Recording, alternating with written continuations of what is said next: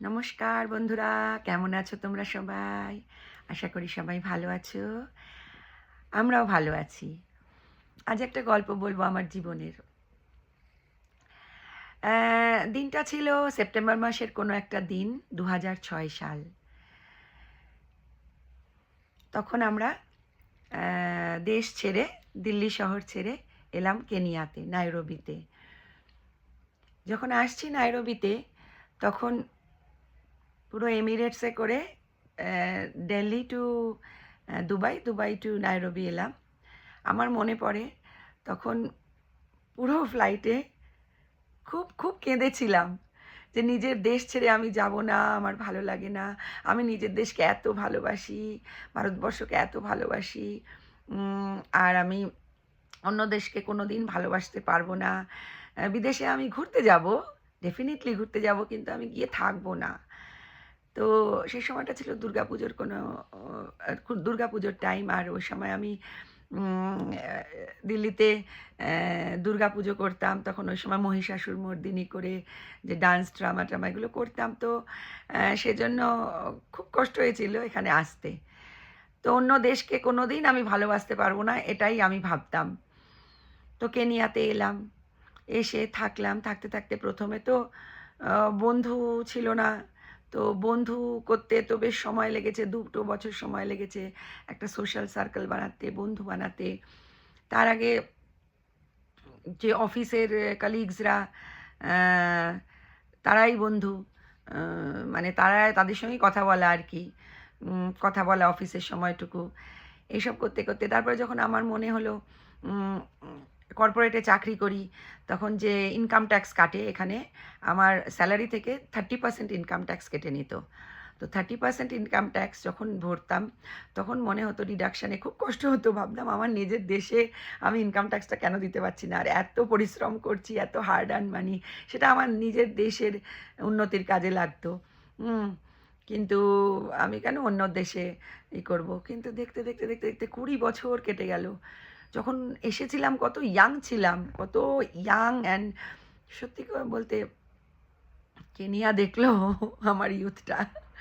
আর তারপরে থাকতে থাকতে থাকতে থাকতে দেখলাম এই দেশটাকেও ভালোবাসা যায়, নিজের দেশ ছাড়াও অন্য দেশকে ভালোবাসা যায়, এবং সে দেশটার মানুষগুলোকেও ভালোবাসা যায়। তারা সহজ সরল, ওয়েল ম্যানার্ড এবং হেল্পফুল মানুষ। তারপর দেশটা একটা সবুজ দেশ, এবং সারা বছর নাইরোবি শহরটা ঠান্ডা, কমফর্টেবল। সবার আগে যেটা ভালোবেসে ফেলা সেটা হলো এখানকার ওয়েদার। ওয়েদার তারপরে পলিউশন ফ্রি, কোনো পলিউশন নেই, ধুলো নেই, আকাশ সবসময় নীল আকাশ, সাদা মেঘ ঘুরে বেড়াচ্ছে।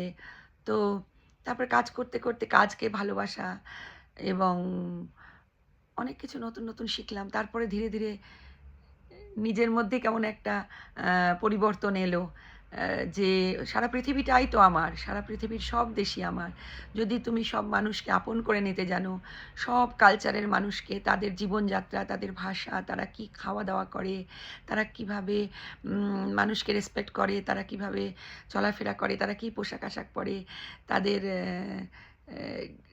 তাদের গান বাজনা, তাদের খাওয়া দাওয়া, এগুলো মানে জানতে পেরে, এবং তখন দেখলাম না প্রত্যেক দেশের মানুষই মোটামুটি কিছু ভ্যালুজ, এথিক্স, কিছু ডিসিপ্লিন মেনটেন করে, যারা জীবনে কিছু ভালো করতে চায়।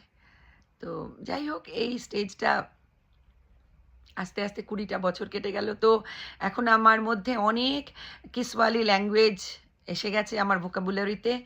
তো কথা বলতে বলতে অনেক সময় কিসওয়ালি বলে ফেলি ইংলিশের মাঝখানে।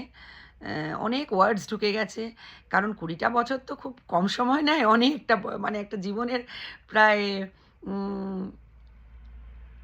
1/4 বলতে পারো। তো জীবনের অনেকখানি সময়, আর ইয়াং এজে এলে পরে মানুষ সে জায়গায় অ্যাডাপ্টাবিলিটিটাও তার মধ্যে বেশি থাকে। অনেক কিছু সে শেখে কাজ করতে করতে, মানুষের সঙ্গে মিশতে মিশতে। তো নাইরোবিয়ান হয়ে গেছি এখন। অনেকটাই নাইরোবিয়ান। আর সেটা যখন আমি দেশে যাই তখন আমি বুঝতে পারি যে মাল্টিকালচারাল ল্যান্ডে থাকতে থাকতে কত কিছু উম আমার নিজের মধ্যেই অ্যাবজর্ব করে নিয়েছি, যেগুলো হয়তো ইন্ডিয়াতে গেলে পরে এই সব ওয়ার্ডগুলো বলি কিসওয়ালিতে, তারপরে ভাবি না না এটা তো না, এটা বাংলায় বলতে হবে, বাংলায় বলি। তো মা বলে এটা কি বললে মা, এটা নিশ্চয়ই তুমি সোয়াহিলি বললে। আলাম হ্যাঁ মা এটার মানে এই।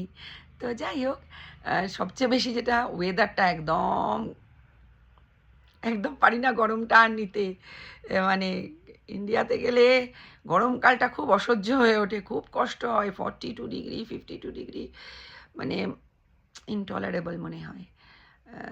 Are highly population, highly populated country, তারপরে আওয়াজ, চিৎকার চেঁচামেচি, হর্ন বাজছে চারিদিকে, হুটিং। এখানে তো হুটিং হয় না, না আমি যখন ড্রাইভ করি তো হুট করি না, হর্ন বাজাই না, কি সুন্দর স্মুথলি কত ট্রাফিক যাচ্ছে। আর কাম অ্যান্ড কোয়াইট, কোনো চেঁচামেচির আওয়াজ শোনা যায় না, কোনো নয়েজ নেই। যাই হোক, তারপরেও নিজের দেশ নিজের দেশ। এখনও যদি তোমরা কেউ জিজ্ঞাসা করো কোন দেশকে সবচেয়ে বেশি ভালোবাসো, কোন দেশ সবচেয়ে বেশি সুন্দর, ডেফিনেটলি বলবো ভারতবর্ষ, আমার দেশ, আমার মাদারল্যান্ড সবচেয়ে সুন্দর, সবচেয়ে বেশি, এবং সারা জীবন থাকবে। কারণ ওখানে আমার জন্ম, বড় হওয়া, ওটা আমার রুট, ওটা তো আমার রক্তের সঙ্গে মিশে আছে, তাই না, আমার দেশ। তবে অন্য দেশকেও আপন করে নিলাম। কোনোদিন যদি এই দেশ ছেড়ে নিজের দেশে সেটেল করতে যেতে হয়, তাহলে মিস করব বই কি, ডেফিনেটলি মিস করব, অনেক কিছু মিস করব। কারণ জীবনের অনেক সুন্দর সুন্দর মুহূর্ত এই দেশে আমার কেটেছে, জীবনের অনেকখানি সময় কেটেছে, অনেক সুন্দর মুহূর্ত কেটেছে, অনেক কিছু ভালো জিনিস শিখেছি। খুব ভালো লাগলো তোমাদের সঙ্গে এই জীবনের কিছু মুহূর্ত শেয়ার করে, কিছু এক্সপিরিয়েন্স শেয়ার করে। তোমরা সবাই ভালো থেকো, জানিও তোমাদের লাইফেরও কিছু ঘটনা। টাটা, ভালো থেকো, লাভ ইউ অল।